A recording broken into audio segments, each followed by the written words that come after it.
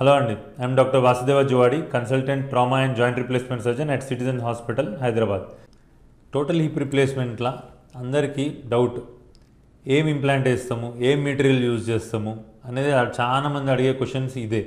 So ఇప్పుడు మనకి ఇందులో రెండు ఉంటాయండి, ఒకటి ఈ సాకెట్, ఇంకొకటి ఈ బాల్ స్టెమ్. సో మనకి మెయిన్ ఇంపార్టెంట్ స్టెమ్లో సిమెంటెడా అన్సిమెంటెడా అని. యంగ్ పేషెంట్స్ అందరికీ అన్సిమెంటెడ్ వేస్తామండి. ఓల్డ్ ఏజ్ పేషెంట్స్కి కూడా అన్సిమెంటెడ్ వేస్తాం ట్రై చేస్తాం, బట్ అది ఏంటంటే బోన్ క్వాలిటీ మీద డిపెండ్ అయి ఉంటుంది. బోన్ క్వాలిటీ సరిగ్గా లేదనుకోండి, అప్పుడు ఇందులో సిమెంట్ వేసి ఫిక్స్ చేస్తాం.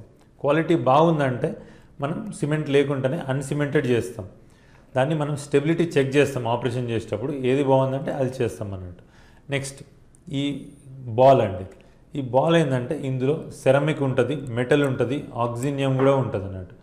యంగ్ పేషెంట్స్కి సెరమిక్కి లాంగివిటీ ఎక్కువ. So young patients better go for ceramic femoral head. Old age పేషెంట్స్కి మెటల్ హెడ్ యూజ్ చేసినా పర్లేదు. అండ్ నెక్స్ట్ వచ్చేసేవారికి ఇది అస్టాబ్లర్ కప్ అండి. దీంట్లో మనం కప్ పెట్టినాక లోపల ఒకటి పాలీ అని పెడతాం అన్నట్టు.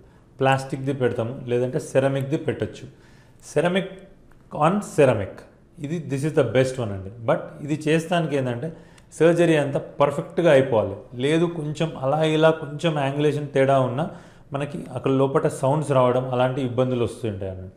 So better safe is ceramic on poly. ఈ సెరమిక్ పైన వేసేసి ప్లాస్టిక్ వేసుకుంటే చాలా బాగుంటుంది అండ్ లాంగివిటీ కూడా ఎక్కువ. Thank you.